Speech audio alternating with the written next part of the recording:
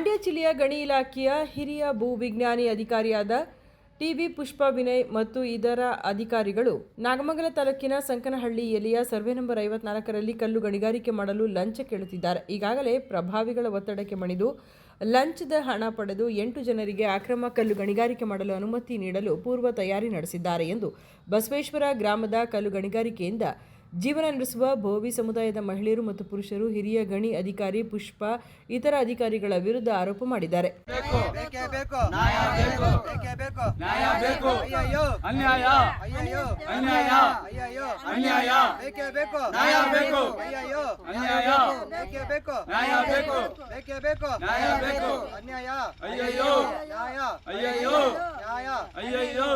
ಗಣಿಗಾರಿಕೆ ಬಂದು ಇಲ್ಲಿ ಏನಕ್ಕೆ ಬಂದಿದ್ದೀರಾ ಅಂದರು. ನಾನು ಹೊಲ ಅದೇ, ನಾನು ತೆಂಗಿನ ತೋಟ ಅದೇ, ನನಗೆ ಹಿಂಸೆ ಕೊಡ್ತಾರೆ ಸರ್, ನನಗೆಲ್ಲ ತೊಂದರೆ ಕೊಡ್ತಾರೆ ಅಂದರೆ ನಾನು ನಿನ್ನ ಜಮೀನು ನೋಡೋಕೆ ಬಂದಿಲ್ಲ, ಬಂಡೆ ನೋಡೋಕೆ ಬಂದೀನಿ ಅಂದರೆ ಮೇಡಮ್ ಬಂಡೆ ನಿಂತ್ಕೊಂಡು ಬಂಡೆ ಒಳಗೆ ಹೇಳ್ಕೊಂಡು ಹೋಗು, ಇಲ್ಲೇ ಯಾಕೆ ಬಂದು ನಿಂತಿದೀಯಾ, ನಮ್ಮ ತೆಂಗು ಸೊಸೆ ನೋಡಿ ಎಷ್ಟು ಲಾಸ್ಟ್ ಆಗವೆ, ಯಾರು ನಿಂತು ಕೇಳ್ತೀರಾ ಅಂತ ಕೇಳಿದೆ ಸರ್. ಅಷ್ಟಂದಕ್ಕೆ ಏನು ಅರ್ಥನೇ ಮಾಡ್ಕೊಳ್ಳೋ ಒಬ್ರಿಗೊಬ್ರು ಜಗಳಕ್ಕೆ ಬಿದ್ದರು. ಮೇಡಮ್ ಮುಂದೆ ಜಾಸ್ತಿ ನಮಗೆ ಕರ್ಕ ಬಂದಿರೋ ಒಂದು 10 ಜನ ರೋಡಿಗಳು ಬಂದಿದ್ರು ಇಲ್ಲಿ.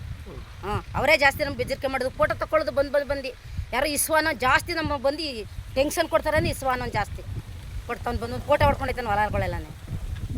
ಅಷ್ಟೇ ಸಂಬಂಧ ತೊಂದರೆ ಜಾಸ್ತಿ ಕೊಡ್ತಾವ್ರಿ, ಹಿಂಸೆ ಕೊಡ್ತಾರೆ ನನಗೆ, ನನ್ನ ಮಕ್ಕಳಿಗೆ.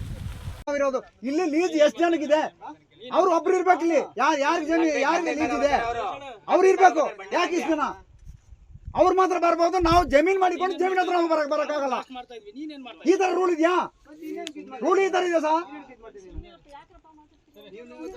ಜಮೀನ್ ಹತ್ರ ಭೋವಿ ಸಮುದಾಯದ ಬಸವೇಶ್ವರ ನಗರದ ಗ್ರಾಮಸ್ಥರು ಹೇಳುವಂತೆ ಗಣಿ ಮತ್ತು ಭೂ ವಿಜ್ಞಾನಿ ಇಲಾಖೆಯಲ್ಲಿ ಈಗಾಗಲೇ 3F ಅಡಿಯಲ್ಲಿ ಸರ್ವೆ ನಂಬರ್ 54ರಲ್ಲಿ 22 ಮಂದಿ ಅರ್ಜಿಯನ್ನು ಸಲ್ಲಿಸಿದ್ದೇವೆ. ಆದರೆ ಗಣಿ ಅಧಿಕಾರಿ ಪುಷ್ಪ ಮತ್ತು ವಿನಯ್ ಅವರು ಕೇವಲ 8 ಜನರಿಗೆ ಮಾತ್ರ ಅನುಮತಿ ನೀಡಲು ತರಾತುರಿಯಲ್ಲಿ ಸರ್ವೆ ಮಾಡಿ ಗಡಿ ಗುರುತಿಸಲು ಬಂದಿದ್ದಾರೆ. ಇದನ್ನು ವಿರೋಧ ಮಾಡಿದ ನಮ್ಮ ಮೇಲೆ ಪೊಲೀಸ್ ಠಾಣೆಯಲ್ಲಿ ದೂರು ದಾಖಲಿಸಿ ರೌಡಿಗಳ ಮೂಲಕ ಧಮಕಿ ಹಾಕಿಸುತ್ತಿದ್ದಾರೆ ಎಂದು 3F ಅಡಿಯಲ್ಲಿ ಅರ್ಜಿ ಸಲ್ಲಿಸಿರುವ ಬಸವೇಶ್ವರ ನಗರದ ನಿವಾಸಿಗಳು ತಿಳಿಸಿದರು. ಮಂಜುಳಮ್ಮರು ಅಂತ ಗಣಿ ಇಲಾಖೆಯವರು ಬಂದು ಪುಷ್ಪಮ್ಮ ಅವ್ರು ಬಂದ್ಬಿಟ್ಟು ಇಲ್ಲಿ ಏನಮ್ಮ ನೀವು ಇಲ್ಲಿ ಬಂದು ನೀವು ನಮಗೆ ತುಂಬ ದೌರ್ಜನ್ಯ ಮಾಡ್ತಾವ್ರೆ ಮಾಡಿ ನಾವು ಏನು ಮೇಡಮ್ರೆ ನಮ್ಗೆ ಈ ಥರ ಮಾಡ್ತಾ ಇದ್ದೀರಲ್ಲ, ನಮ್ಗೆ ನ್ಯಾಯ ಕೊಡಿಸ್ರಿ, ನಾವು ಅರ್ಜಿ ಹಾಕಿದ್ದೀವಿ, ನಮಗೆಲ್ಲ ಮಾಡಿಕೊಡಿ. ಅವರು ಒಂದು 7-8 ಜನಕ್ಕೆ ಮಾಡಿಕೊಟ್ರೆ ನೀನು ಯಾವ ಇಲ್ಲಿ ಬಂದು ನಿಂತ್ಕೊಳ್ಳೋಕ್ಕೆ ಇದಕ್ಕೂ ಸಂಬಂಧ ಇಲ್ಲ. ಹೋಯ್ತಾ ಇರೋದು ಅವ್ರ ಕಡೆಯಿಂದ ಒಂದು 10-15 ಜನನ ಕರ್ಕೊಬಂದ್ಬಿಟ್ಟು ಜಗಳಕ್ಕೆ ಬಿಟ್ರು. ನಾವೇನು ನಮ್ಮ ತಮ್ಮ ರುದ್ರೇಶ ಎತ್ಕೊಂಡು ಅವ್ರು ಏನು ಕೇಳ್ತವ್ರೆ ಮೇಡಮ್ರೆ, ನ್ಯಾಯತನೇ ಕೇಳ್ತಾ ಇರೋದು, ನ್ಯಾಯ ಕೊಡಿಸಿದ್ರೆ ಇವ್ರ ಮೇಲೆ ತಮ್ಮನ ಮೇಲೆ ಕೇಸ್ ಹಾಕಿ ಅಂತ ಅಂದ್ಬಿಟ್ಟು ಪೊಲೀಸರನ್ನ ಕರೆಸ್ಬಿಟ್ಟು ಹೇಳಿದ್ರು. ಸರ್ ನಾವೇನು ಮಾತಾಡಿಲ್ಲ, ವಿಡಿಯೋ ಐತೆ, ವಿಡಿಯೋದಲ್ಲಿ ನೋಡ್ಕೊಳ್ಳಿ, ನಮಗೆ ನ್ಯಾಯ ಕೊಡಿ ಅಂತಲೇ ನಾವು ಕೇಳಿದ್ದು.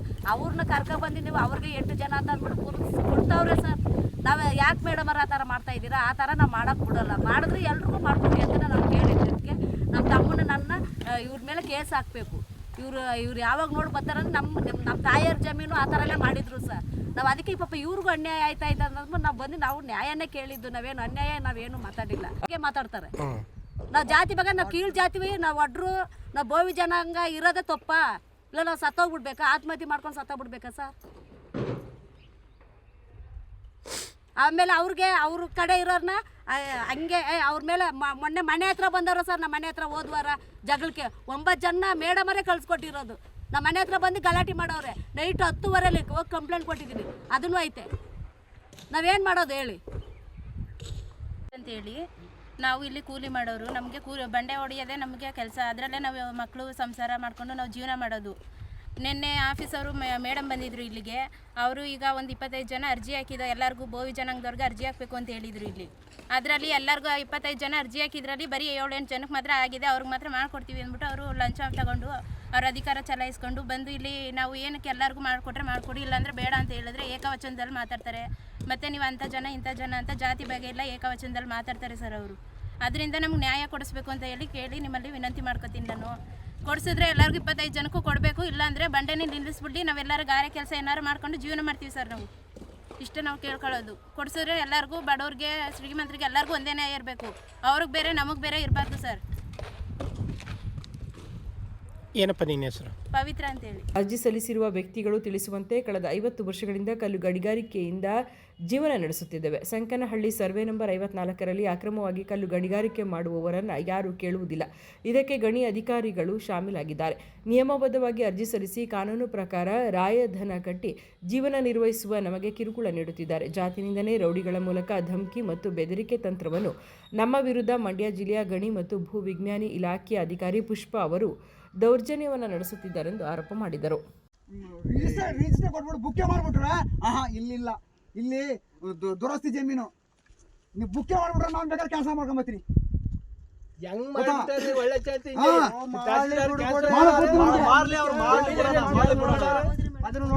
ನೀವೇನ್ ಹೇಳ್ತಾರ? ನೀವು ಕಾನೂನು ಪ್ರಕಾರ ಮಾಡಿ, ಯಾರು ಸೇರ್ಬೇಕು ಅವ್ರು ಮಾಡಿ.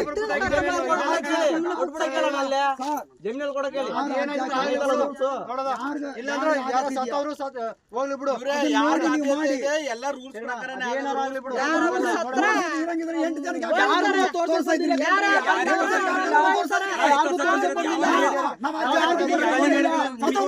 ನಿಮಗೆ ಯಾವ ಹೇಳಿದೆ? ಎಷ್ಟು ವರ್ಷಕ್ಕೆ ಬಂದಿರ ಅಂತ ಯಾರು ಹೇಳಿದ್ರು?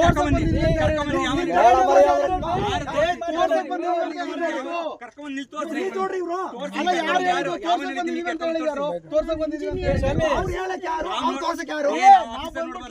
ನಾನು ಬಂದ್ಬಿಟ್ಟು ಅಲ್ಲಿ ಬಾಂಕಲ್ಗಳು ತೋರಿಸ್ತಿದ್ದೀನಿ. ನೀವು ಬಂದ್ಬಿಟ್ಟು ನೀವೇ ಮೋಸ ನಡೀತದೆ. ನಾನು ಹೇಳ್ತಾನೆ ನೀವು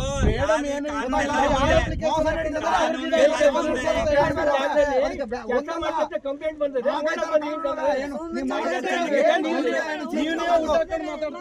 ಗೊತ್ತಾಯ್ತಾ? ನೀವು ಮೋಸ ಮಾಡ್ಬಿಟ್ಟು ನೀವು ಹಿಡಿಯಲ್ಲ. ನೀವು ಕೊಡ್ರಿ, ಆಯ್ತು. ಈಗ ನಿಮಗೆ ಕರ್ದಿದ್ವ ಹಿಡಿಯಲ್ಲ. ನೀವು ಯಾವನ ಒಬ್ಬ ಬಡವ ಹೊಟ್ಟೆಗಿಟ್ಟಿಲ್ಲ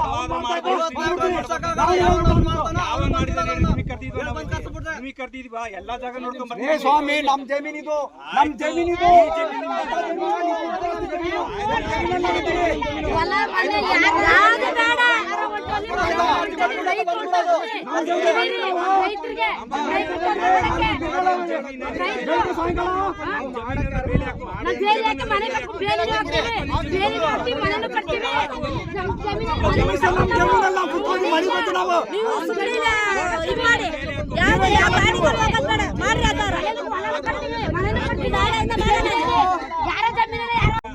ನಿನಗೆ ಕರ್ದಿದ್ದೀನ ಕೇಳ. ಮತ್ತೆ ನಾವು ಕ್ವಾರಿ ನೋಡ್ಬಾರ್ದ? ನಮಗೆ ಕ್ವಾರಿ ನೋಡ್ಬಾರ್ದ? ನಮ್ಗೆ ಇಷ್ಟ ಕ್ವಾರಿ ನೋಡ್ಬಾರ್ದೇನ್ರಿ?